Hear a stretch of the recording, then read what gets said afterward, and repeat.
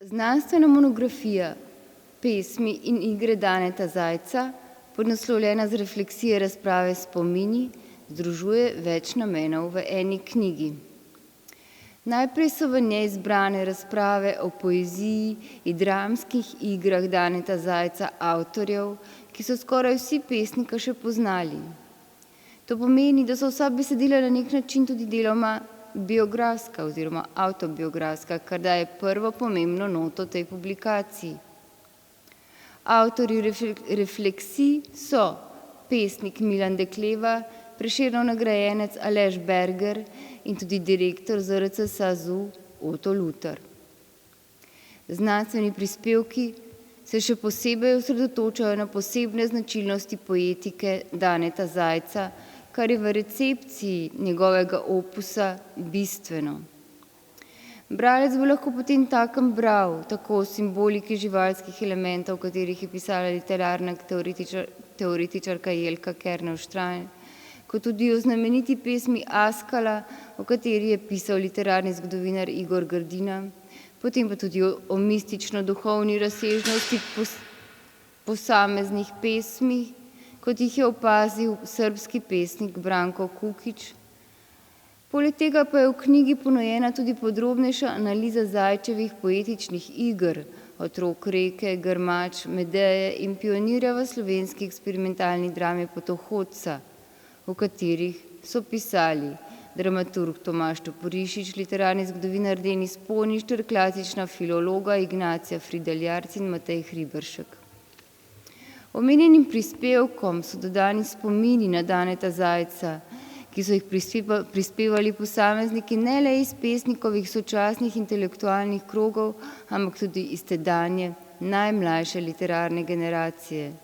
Med njimi naj omenim enega najožjih Zajčevih prijateljev, akademika in pesnika Nika Grafenauerja, režiserko in scenografko Meto Hočevar, pisatelja Vladimirja Kovačiča, mlado kritičarko in pesnico Petro Koržič ter glasbenika in esejista Boštjana Narata. Te spominske zapise, ki so zaznamovani z nekoliko tragično noto slovesa od pesnika, dopolnjujeta nekrološko zapisa letošnjega Prešernovega nagrajenca za poezijo Braneta Senegačnega ter Richarda Kamerlingsa, ki je v nemškem dnevniku Frankfurter Allgemeine Zeitung objavil vest o pesnikovi smrti nekaj dni po dogodku 20. oktobra leta 2005.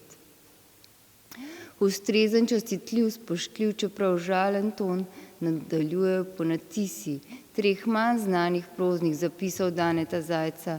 Prvega je pesnik bral ob grobu Gregorja Strniše, drugega pa je napisal ob smrti Marjana Rožanca. Tretji pa je slavnostni govor, ki ga je Daneta Zajc prebral na podelitvi Prešernovih nagrad za Slovenijo prelomnega osamosvojitvenega leta 1992 in ki, aktualen tudi danes, odstira pesnikov radikalen pogled na slovensko kulturo. Knjigo bogatijo nekateri rokopisni fragmenti ter obsežno slikovno gradivo, ki zapisi skupaj dosežejo ne samo, da se nas pesmi in igre Daneta Zajca ponovno dotaknejo s svojim neponovljivim, enigmatičnim in izvirno poetičnim jezikom, temveč da se zdi, da pesnikov duh oživi, da postane, kolikor je to iluzorno, pa vendarle živo navzoč.